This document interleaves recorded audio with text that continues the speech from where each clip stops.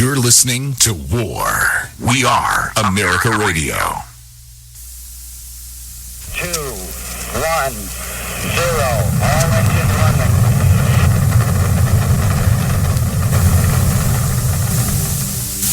But I'm not concerned about that now.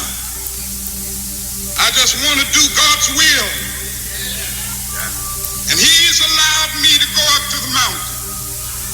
And I've looked over and I've seen the promised land. I may not get there with you, but I want you to know tonight that we as a people will get to the promised land. I'm going to step off the limb now. So I'm happy tonight. I'm not worried about anything. I'm not fearing any man. Mine eyes have seen the glory of the coming of the Lord. That's one small step for man, one giant leap for mankind. People will return to the people, and so long as men die, liberty will never perish. Soldiers, don't give yourselves to brutes, men who despise you, enslave you, who regiment your lives, tell you what to do, what to think, or what to feel, who drill you, diet you, treat you like cattle, use you as cannon fodder. Don't give yourselves to these unnatural men, machine men with machine minds and machine hearts. You are not machines, you are not cattle, you are men, you are men. I've always tried to. We've seen rage and violence directed at American embassies over an awful internet video. The next day, within 24 hours, you had a conversation with the Egyptian Prime Minister. You told him this: we know the attack in Libya had nothing to do with the film. It was a planned attack, not a protest. She lied to me. She told me it was the fault of the video. And to think that she has a shot at being our president, crooked Hillary Clinton. We can't let it happen. If I win, believe me, make America great again, and it's going to be greater than ever before. We have a chance to be greater than ever before. If we look to the answer as to why for so many years we achieved so much, prospered as no other people on earth, it was because here in this land we unleashed the energy and individual genius of man to a greater extent than has ever been done before. Freedom and the dignity of the individual have been more available and assured here than in any other place on earth. The price for this freedom at times has been high, but we have never been unwilling to pay that price. Those who say that we're in a time when there are no heroes, they just don't know where to look. The sloping hills of Arlington National Cemetery, with its row upon row of simple white markers bearing crosses or stars of David, they add up to only a tiny fraction of the price that has been paid for our freedom. Each one of those markers is a monument to the kind of hero I spoke of earlier. Their lives ended in places called Belleau Wood, the Argonne, Omaha Beach, Salerno, and halfway around the world on Guadalcanal, Tarawa, Pork Chop Hill, the Chosin Reservoir, and in 100 rice paddies and jungles of a place called Vietnam. Under one such marker lies a young man, Martin Treptow, who left his job in a small-town barber shop in 1917 to go to France with the famed Rainbow Division. There on the Western Front, he was killed trying to carry a message between battalions under heavy artillery fire. We're told that on his body was found a diary. On the flyleaf, under the heading, My Pledge, he had written these words: America must win this war. Therefore I will work, I will save, I will sacrifice, I will endure. I will fight cheerfully and do my utmost as if the issue of the whole struggle depended on me alone. We must realize that no arsenal or no weapon in the arsenals of the world is so formidable as the will and moral courage of free men and women. It is a weapon our adversaries in today's world do not have. It is a weapon that we as Americans do have. Let that be understood by those who practice terrorism and prey upon their neighbors. As for the enemies of freedom, those who are potential adversaries, they will be reminded that peace is the highest aspiration of the American people. We will negotiate for it, sacrifice for it. We will not surrender for it now or ever. We are Americans. Tell all the other curs the law's coming. You tell them I'm coming, and hell's coming with me, you hear? Hell's coming with me! The United States. This is America, Jack. We're Americans! This is the power of suggestion. The ultimate gala spectacle. You want to hear the truth? Yeah, I want to hear the truth. The truth is, its cruel symptoms can strike anyone. That's all I'm going to say at this time. What creates an extraordinary life is an extraordinary mindset. Now that I got your attention, Listen to this. Let's go! We're now in the approach phase. Everything looking good. Control is good. 5, rocket copy. 3, 2, 1, engage. The Wayne Dupree Program.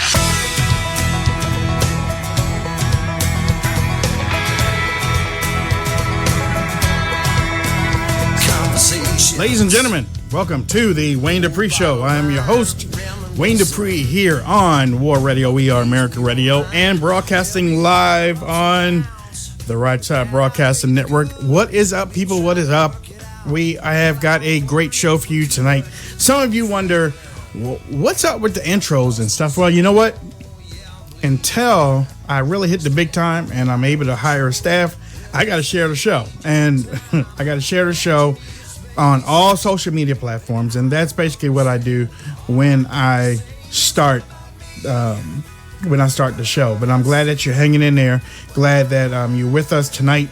And yes, that's right. The host panel is full of conservative names and some of the best radio show hosts that you need to get used to hearing. And I'm talking about Miss Cambry Nelson from the West Coast. What's up, Cam? Hey, I hope me being from California, people don't think I'm liberal.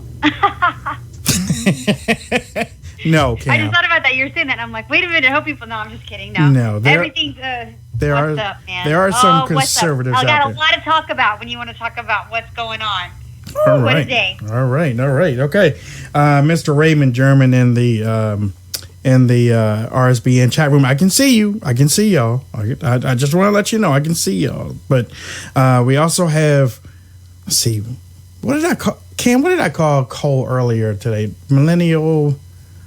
Can you remember? Huh? I'm trying to remember the. Okay. I think the exact word was gorgeous. No, but that wasn't it. Whatever. We had the Godfather of War Radio, Mr. Hutch Bailey Jr. What's up, Hutch? Good evening, Mr. Dupree. Good evening, Cole and Cam, and a special good evening to the RSBN chat room moderator-in-chief. Keep it clean over there, or she'll take you out. Yeah, she will. She will. She is on the job, and I'm trying to the millennial. I can't remember. Okay, the magnificent millennial. He's just a millennial, Mr. Cole McNeely. What's up? Just a millennial. Yeah, that's what it was. I can't remember what I said earlier. Yesterday. Oh my God. Okay. Well, ladies and gentlemen, we have a great lineup for you tonight. We have the First Lady of the Second Amendment, Miss Jan Morgan, that's going to be calling in a little bit later. And we also have Miss Haley Baumgardner, who works for the Trump campaign, and she's going to talk to us. She's going to give us some inside scoop about what's going on within the Trump campaign, and we can't wait for her to join and let us know, give us the inside give us the inside scoop. But before she comes on, what do y'all think? What do y'all think about what happened earlier today? Huh? What do y'all think? Talk to me. Let me know. Travesty. It was an absolute. I almost can't stomach these hearings anymore because lately the Democrat Party cannot take anything seriously. Security, if it involves a Democrat, they cannot self-police their ranks. We talked about it earlier, Wayne. That Elijah Cummings, man, he's turned into a cartoon character. Yeah, he has.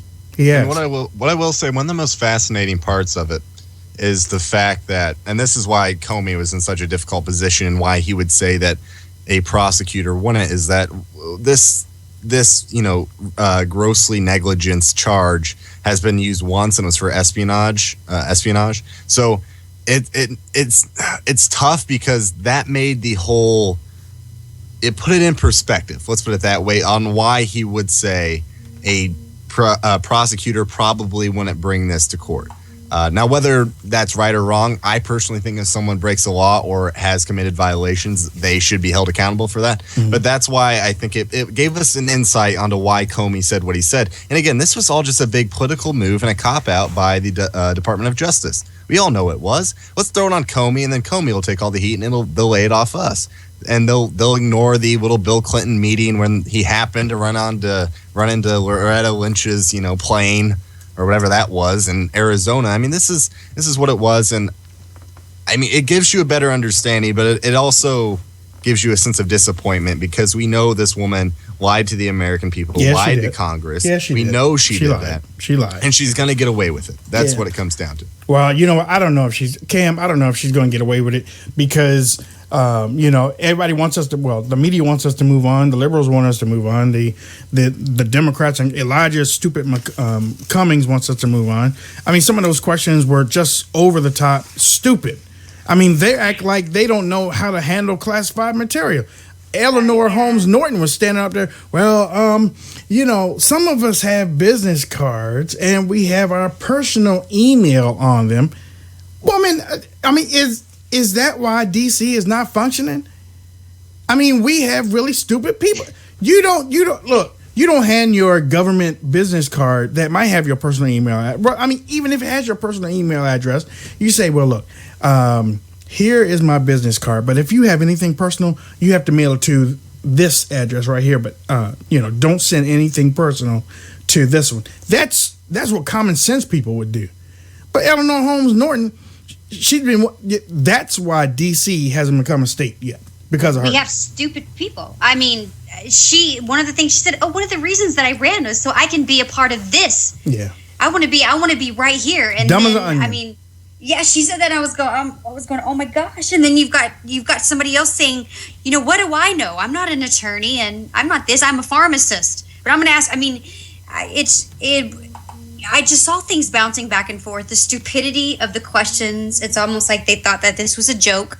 The Democrats, they brought up the most outlandish, ridiculous stuff. If Mr. Comey, I truly believe after watching him today, he truly believes that he found no intent. He is stuck on the word intent, but the one thing that came out of it today is that, we have now seen that Hillary gave classified information to people that didn't have security. She, that we saw the American people. I know that Trey Gowdy did lay out the foundation that of intent whatsoever. But not only that, more worms were open today. Right. And quick thing on the business card thing. Mm-hmm. I don't care if you give out your personal email. I care if you decide, if someone emails you on that, to send them classified information on said personal email. I don't care that you have a personal email. That's not the point. It's that nobody cares that Hillary Clinton has a personal email. They care about the fact that she sent classified information on it and then lied about it. That's what she lied about it. She lied about it, ladies and gentlemen, and that's why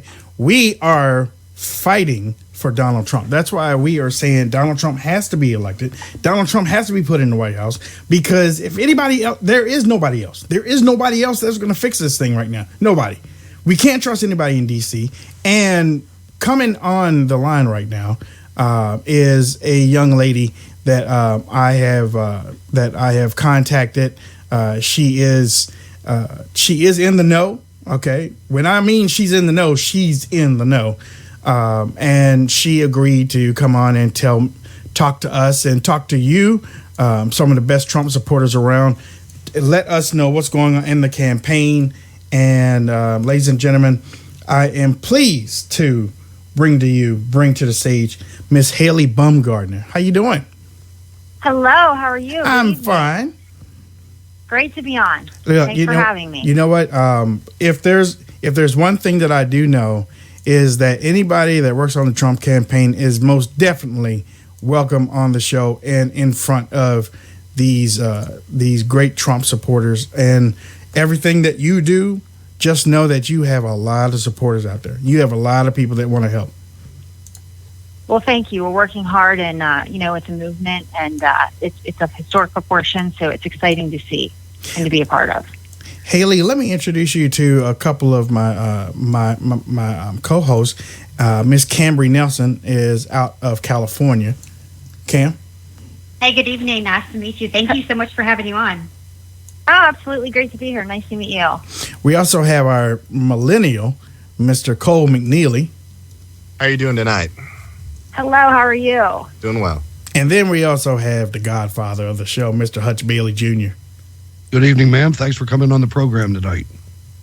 Nice to meet you. I'm happy to be on. Thank you. Haley, I want to talk about some things that is going on within the campaign. First thing I want to talk about is what happened today. Mr. Trump met with lawmakers in Washington, D.C. Many of the listeners and the watchers right now, they want to know what exactly happened at the meeting. What was the meeting about? And do you know or think that he made any headway in winning some people over? Well, I think that really the theme of today was continuing to unify the party. We are 11 days out from the convention. Mm-hmm. This has been a very spirited presidential campaign with, many, many candidates. And so 11 days out from the convention, Mr. Trump wanted to meet with Republican lawmakers and discuss, his platform, healthcare reform, the Second Amendment, trade reform, VA reform, tax reform. I could go on and on and on, and have a dialogue with them. And, unifying the party is extremely important, as this election is probably the most important election of our nation's history. And, we cannot let Hillary Clinton win the presidency and get back in the White House. Right. Then, go ahead, Cam. I'm sorry.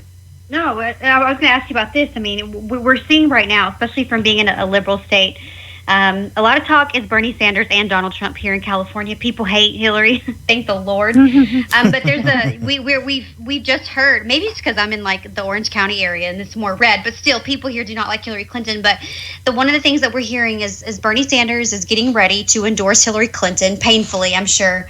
Is there something strategically that campaign is going to be able to put forth to be able to bring some of these millennial Bernie Sanders people over to towards the Trump 2016 campaign?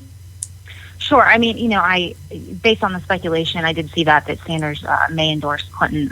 I agree. I think it's going to be a very painful thing for him because their platforms are so different. And a recent Bloomberg poll actually showed Bernie supporters are not likely to support Hillary. So I'm not quite sure, how much they're going to be able to collaborate and get their ideas and their agendas and their philosophies in place in order to get those supporters behind Clinton. They're just not aligned with her agenda. Mr. Trump in a recent speech welcomed Sanders supporters recently to come over and get behind his movement and our campaign.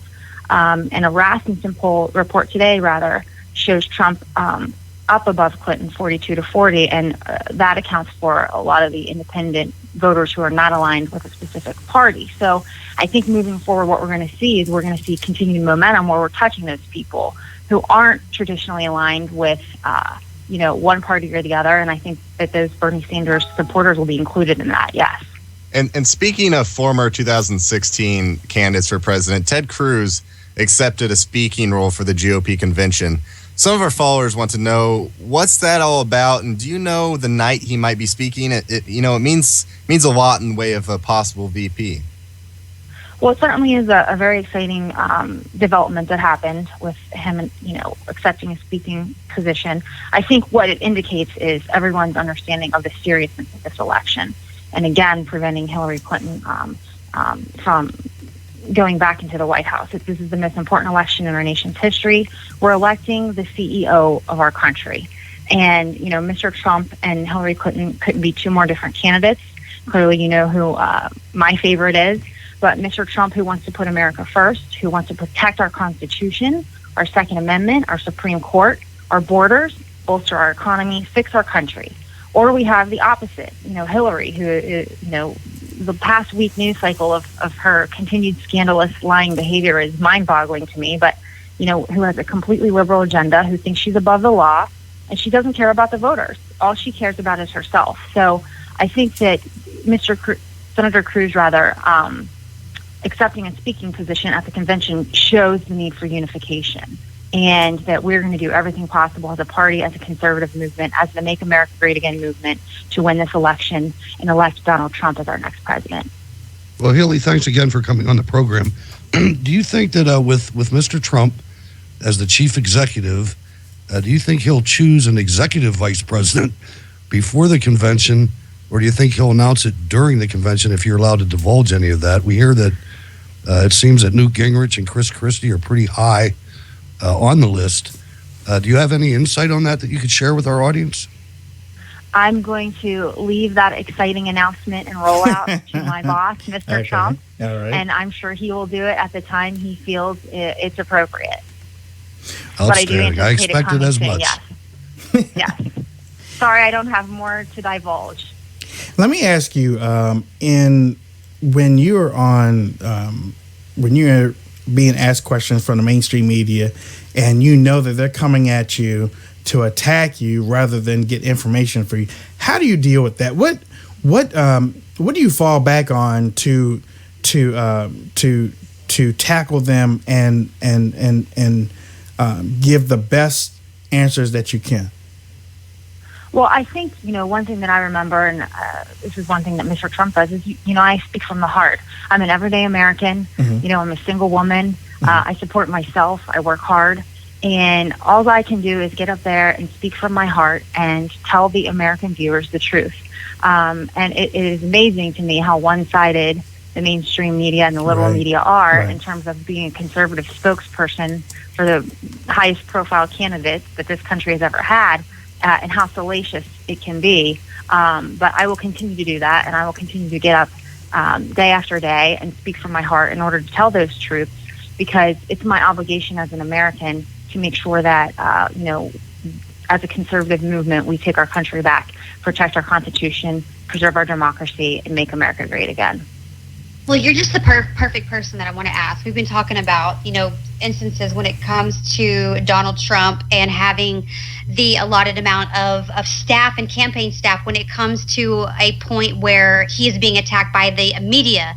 Due to the fact that we know that Hillary Clinton has a ton, hundreds of staff.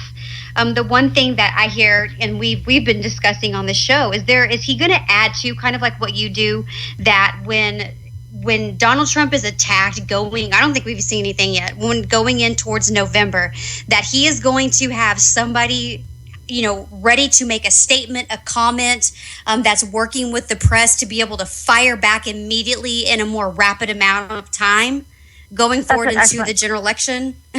Yeah, that's an excellent question, and actually very well timed.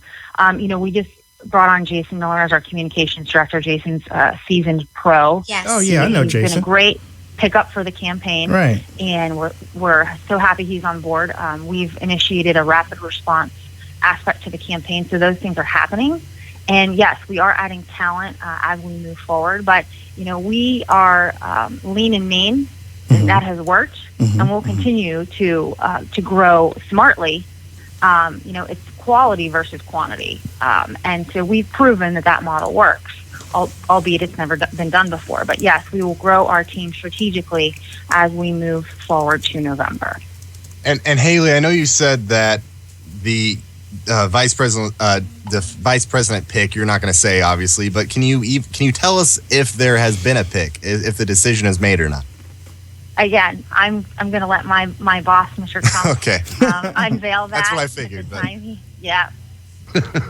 We just want somebody that's like a pit bull, somebody that's just going to punch back 10 times harder than Trump.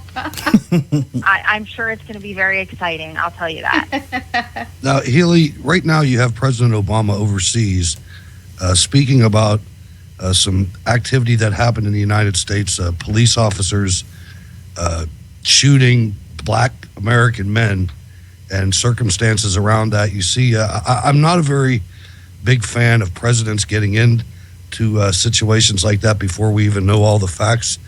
But will Mr. Trump even mention that or even deal with it at all in the coming days? I'm not 100% sure what he will do. I have not spoken with him about that, to be candid. But it is a sensitive issue in that, as you mentioned, the facts have not been, fully divulged yet. So I'm not sure how he will respond to that. Well, I'll tell you this, Haley, we appreciate you coming on the show and starting up something that hopefully that we will continue all the way through the general election in November. You most definitely are going to be at the convention in a couple of weeks, correct? I will be there. All right, then we will have you at the table with us live. We'll be streaming audio and video on Radio Row. So I'll be in contact with you to make sure that we get you set up and sitting at the table with us to keep us updated on what's going on at the convention. Perfect. I look forward to it. Thanks for having me. Do me a favor. Let everybody know how they can contact you on social media. Sure. My Twitter handle, @HaleyBaum, which is HealyBaum. And ladies and gentlemen, please follow Haley on Twitter. Make sure that you follow her and retweet and share the information that she puts out, because number one, she works with the campaign. She knows what's going on with the campaign, and we need to get the message out, especially since Hillary and her minion are putting stuff out all the time. So it's time for us to start sharing this information too. So Haley, thank you so much for everything, and I appreciate the connection. Thank you. Thank you. Thanks for having me. We'll talk soon. Got it. Ladies and gentlemen, you're listening to the Wayne Dupree Show here on the Right Side Broadcasting Network. Not only that, we're waiting for Miss Jan Morgan, who we call the First Lady of the Second Amendment. Briefly talked about that. All right, let's go back to what happened in D.C. today, and I watch both sides of the coin. Very rarely. But no, you know what? Forget that. I'm sorry, ladies and gentlemen. Let's talk about this Ted Cruz thing. Because when I heard that Ted Cruz was going to speak at the GOP convention, my first inclination was no. But that's me, though. I'm not in charge of the Trump campaign. I just don't think it was a good idea. And the reason why is because, listen, I think Ted Cruz, and actually, it really doesn't have anything to do with Ted Cruz. It's more of his followers. Because we all know that Mr. Trump is caring. We know that Mr. Trump has a soft heart for America and patriotism, and he loves this country, and he is a great negotiator. We know these things. But I haven't come together with the Ted Cruz supporters or followers. I've always said that there were two different types of supporters for Ted Cruz. They're followers and they're supporters. The supporters you can deal with. The followers you can't. Okay? The followers you can't deal with, because it's almost like Jim Jones thing. And you can get mad at me all you want to. They are the ones that tell you that that you aren't a Christian, that you aren't conservative, that you are tearing down the party. They're turning it all on you. Okay, so it's hard for me to even want them part of the GOP. But that's me. What do y'all think? A guy that really got me down, that's one of the followers, like you said, is Mike Lee. Mike Lee came out today. He did an interview on the Huffington Post. First of all, I mean, right off the bat, that's wrong. And he praised Elizabeth Warren and dogged Donald Trump. And I'm thinking, what is wrong with this guy? What is the matter with these people that they can't see that there's only two people running for president of the United States that have a chance of winning? Mm-hmm. Every time you chip away at Donald Trump, you are casting a vote for Hillary Clinton. It's just the way it is. There's only two. The Libertarian guy's not going to win. The Green guy's not going to win. Mitt Romney's not going to win. He's not going to run. I mean, come on. I agree. The important thing that came out of that meeting, too, is something that if it bears fruit, it does have a chance of healing the party. And it's like the post note at the end. Donald Trump asked Ted Cruz if he would counsel him on any Supreme Court nominations. And Ted Cruz said, sure. And that has the chance. People know that the Supreme Court is pretty much one of the top three issues in this election, if not the top one. Mm-hmm. And I think that was pretty smart.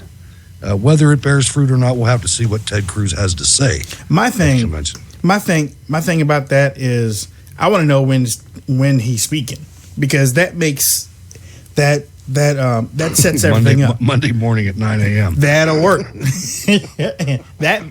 To me, that will work. If he speaks that early, then fine. We have a caller calling in. Caller, what's your name? Where are you calling from? Hello, caller. Hello. What's your name? Where are you calling from? Hi, I'm from Roswell, New Mexico. My name is Bernie DeGrushi. Speak up a little bit. My name is Bernie DeGrushi. And you calling from where again? Roswell, New Mexico. New Mexico. Okay, what do you want to talk about real quick? What I wanted to talk about was I am definitely a Trump fan, mm-hmm. but you would think I would be the opposite. I am disabled. I am very poor. I'm on Social Security disability, and I'm being denied benefits from workman's comp out of New York State. And yet, when the clown got into the White House 8 years ago and promised all this help to the poor, not only did we get nothing, but we had a lot of stuff taken away from us. And Mr. Trump says he wants to help everybody, but I have never heard him say anything about helping the poor and the disabled. And the elderly. These are the most discriminated groups in this country. I am sure everybody has at least a family member or knows somebody that has a family member who is in this situation and is being totally screwed by the government. Right. Bernie, well, we appreciate your call. And I think there are a lot of people out there who are in Bernie's position, which is, not the typical person who is supporting Donald Trump, or not the typical person who is even involved in politics all the time. I mean, you'll see an insane number of people who will say, this is my first election voting. And people are voting for Donald Trump for a lot of different reasons. And that's why Donald Trump is such an interesting candidate, because he's a variety bag in some sense. There's a lot of different things that a lot of different people like about him, and he draws a lot of people in that the average election would not, and the average Republican would not. Now, that comes with, as Hutch was mentioning before, there's the Mike Lees of the Republican Party that might go somewhere else. But, it's interesting to me to see all these people that Donald Trump is bringing in that any other Republican candidate probably couldn't bring in. No, you're absolutely right. I think just to give you a little hope, Donald Trump said several times that he is going to buttress Social Security. And one of the best things that can happen to the least fortunate in the country is the building up of the economy and the building up of the middle class, because when that happens, you have more revenue in which to deal with people that are less fortunate than others when it comes to financially and things of that nature. So I think he would be your pick. That the Democrats have been getting people in this demographic to go along with them for so long. I don't understand how they do it, because every part of America that is strongly Democrat and poor is worse today. Let's just put it this way: none of it has gotten better. Yeah, as Hutch is alluding to, we have spent $22 trillion since the institution of the Great Society with Lyndon Johnson.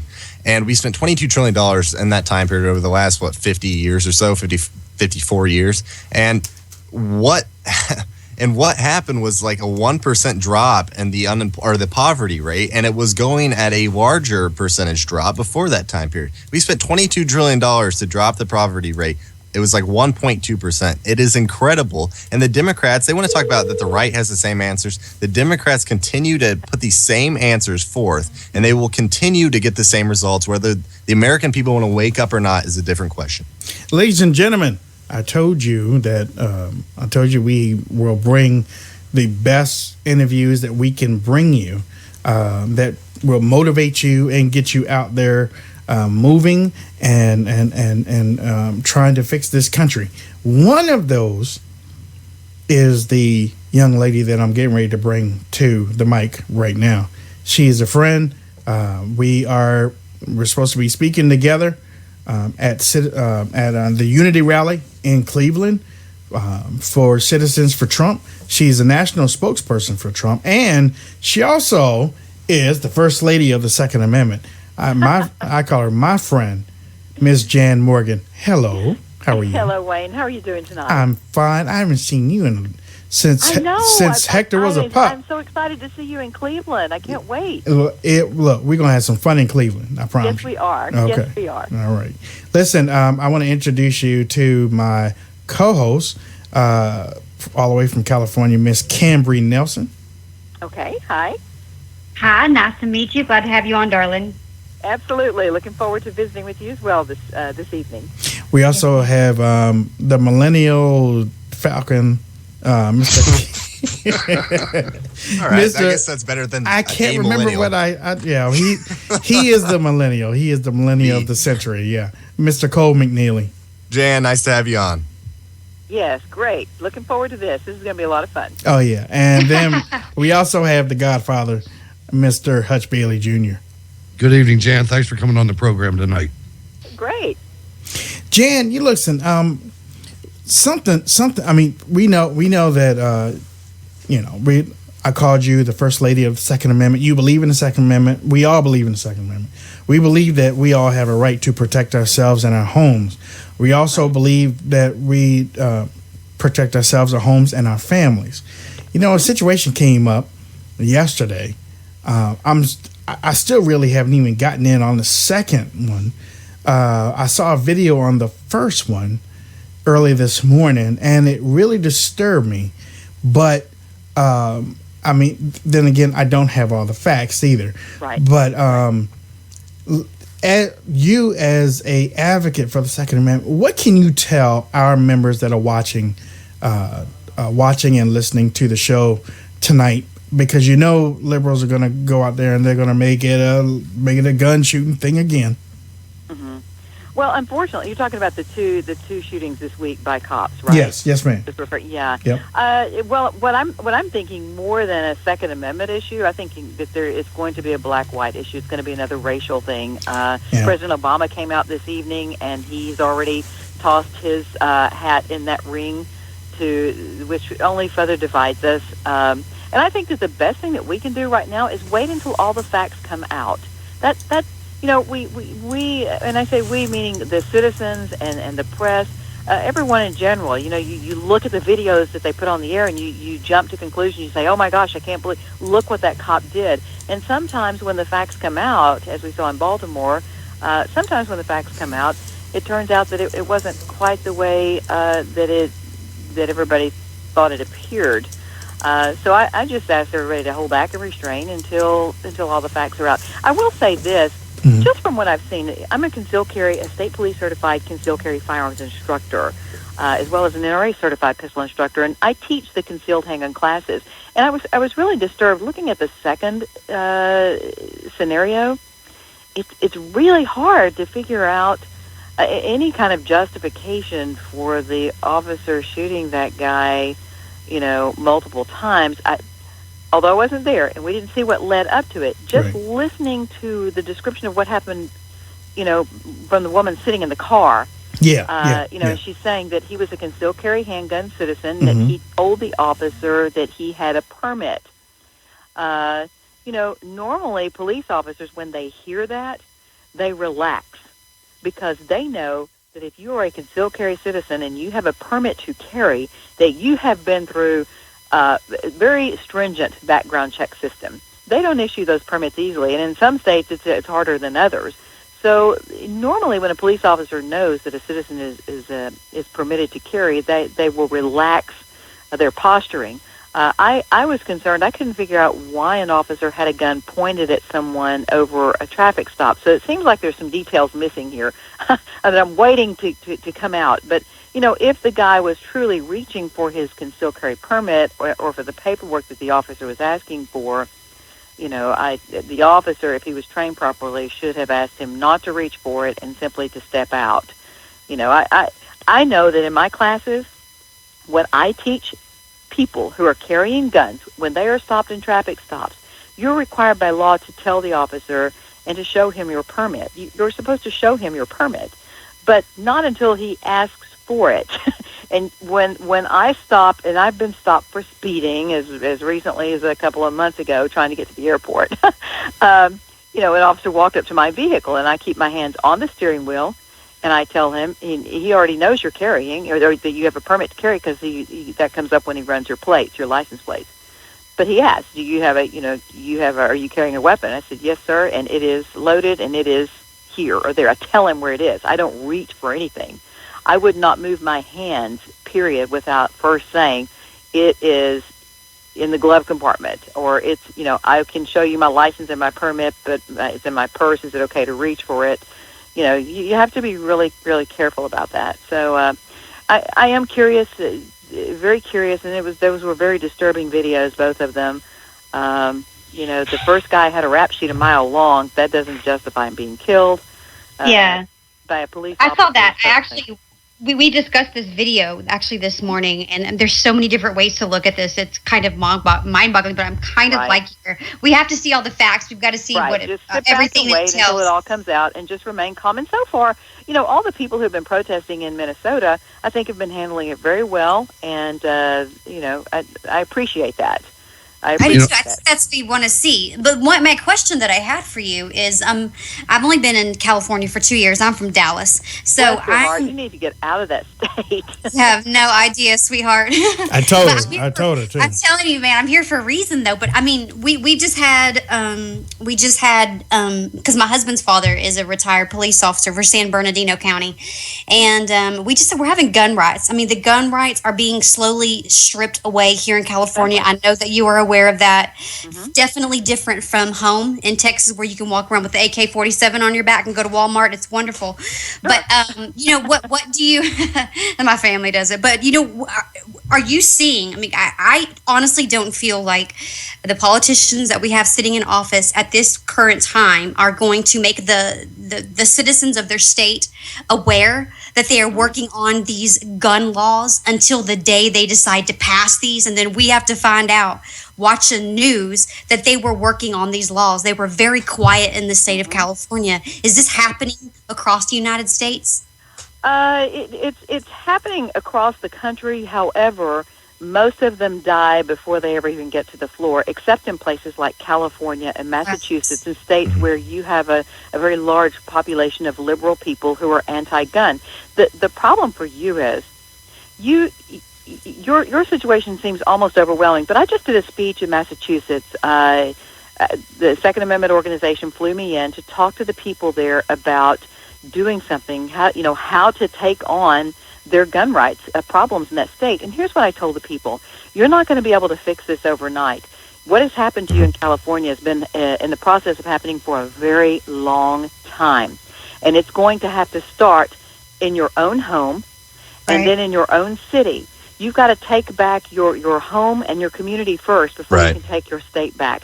And when I say in the home, I'm talking about things like making sure that your family members talk to your relatives about about gun rights issues. Talk to them about the importance of, even if you don't own a gun and don't want a gun, you still shouldn't want to deny me the right to own a gun to defend my life. Absolutely, Jan, and I got to ask you, you're absolutely right about waiting for the facts to come out, but you were recently on Fox Business, and we know that we have a common enemy with jihad activities going on left and right. You were on, and you had an interesting conversation about firearms training, and you really took the lead when it comes to potential jihadis and Muslims on gun ranges. Well, yes, because I refuse to train them. I refuse to train anyone who aligns himself with Islam. And the reason I do that is because I've read the Quran. I studied it for 12 years. After 9/11, I started reading because I didn't understand what kind of religion promotes this kind of hate and violence. So I started reading, trying to find out who are these people who are willing to kill themselves as well as 3,000 innocent people over what? I just don't believe this has to do with foreign policy. And the more I read and the more I studied, the more I discovered, including the Quran. I also read a lot of other works. I'm a big reader. And then I make up my mind after I've spent a lot of time studying. And what I learned is that there were over 109 verses in the Quran that dictate hate, murder, and terror against all human beings who refuse to submit or convert to Islam. And so what I tell people is, look, I'm not saying all Muslims are terrorists. I'm just saying that if you are an adult and you have chosen to align yourself with this ideology, which I will say that I first of all, I don't believe that Islam is a religion. It is a theocracy, because it has an entire political system and a government system attached to it. Therefore, it does not deserve First Amendment protection. But that set aside, I just say if you're an adult and you choose to align yourself with this ideology, sure. How am I going to know whether you're going to be devout and come in here and kill? I can't allow you to handle lethal weapons next to people that your Quran commands you to kill. Right. And Jan, speaking of which, in Orlando, we saw this horrific incident down there. And I have my own theories and have my own explanations to it, but I'm going to throw this question to you because I think you are probably much more eloquent in stating it. How in the world would gun control ever help in preventing an Orlando attack? Gun control is never the answer, period. And that's what I said on Fox the other day, just this last week. We're not, our legislators are attacking the wrong problem, and they're ignoring the big elephant in the room. You don't solve Islamic terrorism by gun control. We don't have a gun control problem in this country. We have an Islamic terrorism problem, and until you acknowledge the enemy, you can't defeat it, and you have to understand it. Right. And so to sit here for our legislators, now you're going to make me mad. I'm mad. For our legislators to sit here and say, we've got to do something about Islamic terrorism in the aftermath of this horrific thing that happened in Orlando. So we're going to do something about this by controlling the gun rights of law-abiding American citizens across this country while simultaneously opening our borders and allowing tens of thousands of Islamic refugees in this country, some of which are already terrorists, and many of which will become radicalized after they get here.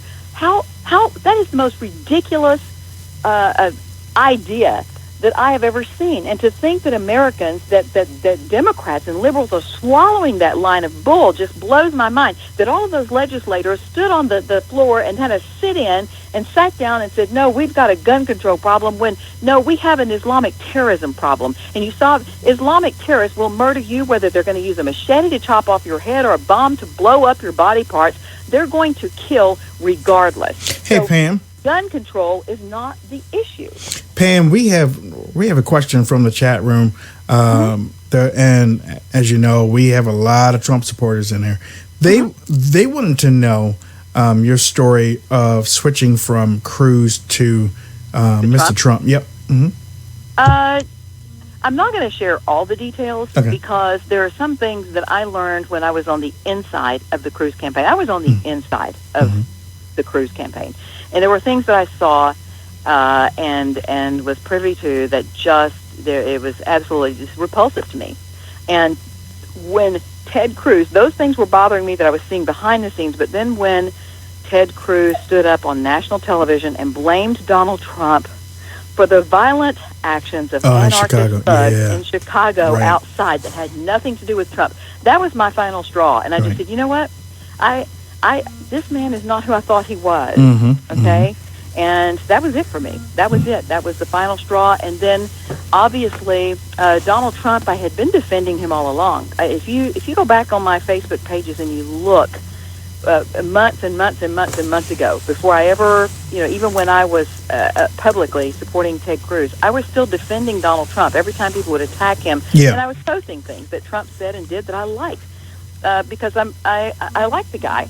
And I think that he brings a lot to the table, and I believe that he is going to turn this country around, because he's not going to represent the will of Donald Trump. When people say, well, Trump was this and Trump was that, Trump is a man who had the sense to listen to millions of American people and say, okay, here's what the people want. And it's like he said the other day, I'm with you. He's not going to be representing his will as President of the United States. He's going to be representing the will of the people who have put him where he is. And it is the American people who are fed up that are the reasons Donald Trump is where he is today in this election process. Jan, how can people reach out to you on social media? I'm easy to find. It's Jan Morgan. There are 2 pages. I'm trying to delete one of the pages because it's too much to handle. Yeah. But the primary page is the Jan Morgan personal page, but it's a verified page, and it has over 200,000 followers on it. That's where people, just Jan Morgan with the blue check mark, that's where people need to hang out, because the other page I have, it's not as engaging. I'm posting most of my stuff on that personal page, but that's the place to find me. Well, you are going to be at the convention, yes? Yes, I am.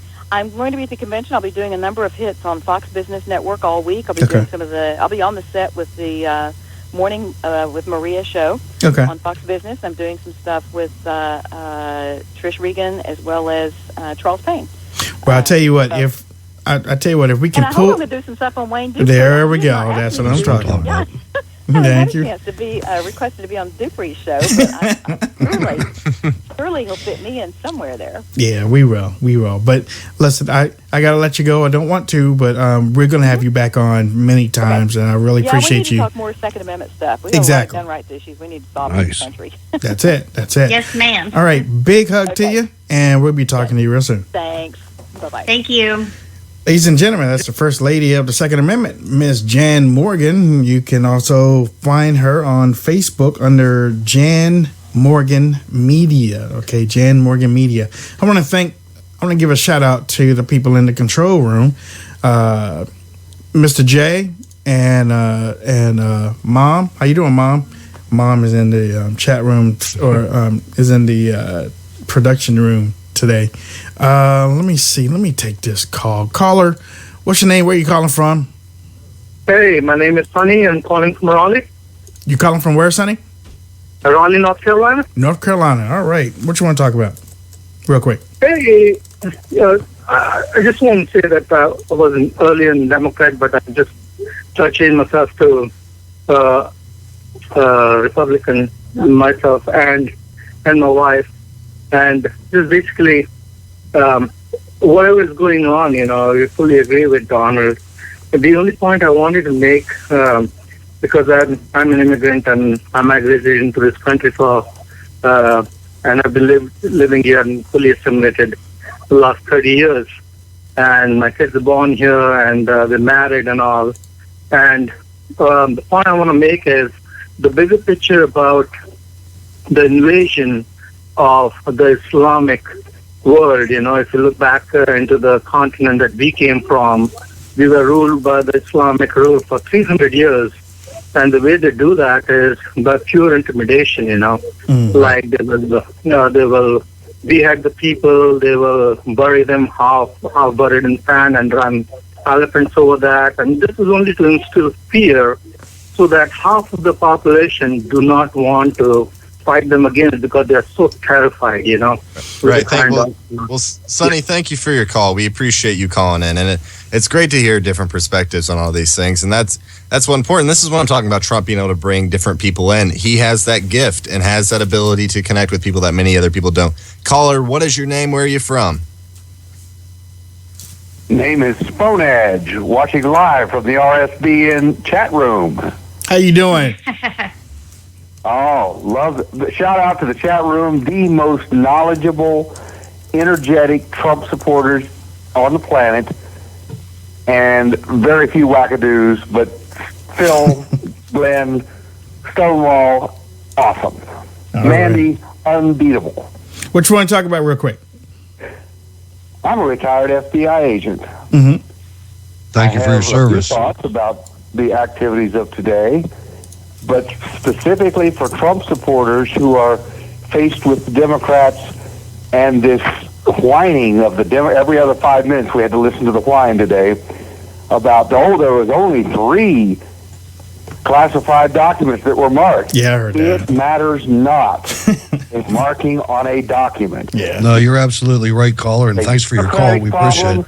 They want to focus on it. There were thousands of communications that were classified because of the content, not because of a marking. That's right. No, you're absolutely right, and we appreciate your call. And what the caller said really is, if you look at the Code of Federal Regulations, it doesn't even talk about classification. Right. That's government property, and if you destroy it, you are no longer in trouble. Eligible to hold public office. You're in trouble. You are in trouble. Ladies and gentlemen, you have been watching the Wayne Dupree Show on the Right Top Broadcasting Network. And for our Spreaker listeners, you have been listening to us on Spreaker.com or weareamericaradio.com. Tomorrow night, we're going 2 hours. We're going to do 2 hours tomorrow night. And we're also going to do 2 hours on Saturday night. Tomorrow night, we're going to have call-ins. We want to hear from you. We want to hear from Donald Trump supporters. We want to hear from you we want to hear your passion tomorrow night. Okay, so we're going to be on here from 2 hours starting at 8 o'clock.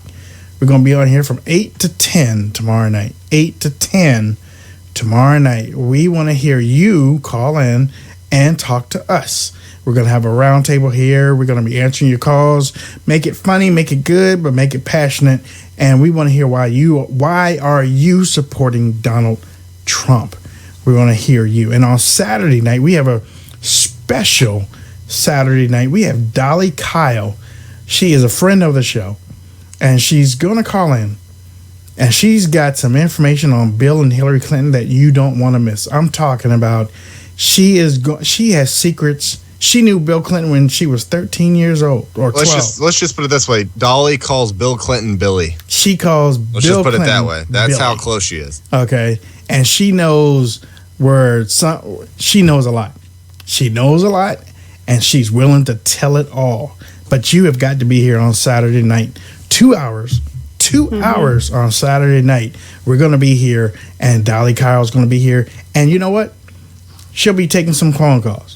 So if you have any questions for her and Bill Clinton and Hillary Clinton, believe me, she knows a lot on Hillary Clinton too. Yeah. She knows a lot on Hillary Clinton. You guys are going to love her. You are going to love Miss Dolly Kyle. And she even knows where Billy's freckles are. Oh, yeah. Now you're starting to hear the real I show. love her. You guys see the text messages coming back and forth. I mean, you guys, if you want to call in about somebody that knows the Clintons on the personal side, not just the corruption side, you guys have got to be on Saturday night. She's a hoot. She is funny. Her mouth isn't filtered sometimes, but you're going to see a different side that you're not going to see or read in any book ever, right? And just know that you're going to leave here. You're going to leave this show on Saturday night, and you're going to have to go to church on Sunday. You're going to have to go to church on Sunday. There is no other way. You're going to have to go to church on Sunday because all the stuff that you hear is going to be the truth. She has a book out. She's going to be talking about her book, and y'all need to go out and get her book. As a matter of fact, we'll give you the link tomorrow on the show, but you got to go out and get her book. Miss Dolly Kyle is going to be here 2 hours on Saturday night, 8 to 10. But tomorrow night is your night, 8 to 10 p.m. Eastern Standard Time. You and us, we're going to be here together. Cam, how can people reach you on social media? I'm on Twitter at Cam, KAMVTV. Cole. You can find me on Twitter at Millennial Falcon. Just kidding. At Cole McNeely on Twitter. I'm still trying to you're going to make me go back and listen to the show to find out how I introduced you because it was cool. I can't remember. Hutch, how can people reach out to you? Hutch Bailey Jr. on Facebook, Berg's Eye View on Twitter, Steel City Resistance.blogspot.com. We are about a week. We're about less than 2 weeks away from the RNC convention. We're going to be broadcasting live here on the Right Side Broadcasting Network. Monday, Tuesday, Wednesday, Thursday night. We are going to be... Oh, there it is. Dolly Kyle. Yeah, that's the book. That's the book, Dolly Kyle. Thank you, Joe. I forgot what I was talking about. We're going to see you. We're going to see you tomorrow night. And hopefully 202-470-6738. Call in. We want to talk to you. God bless. Have a good night.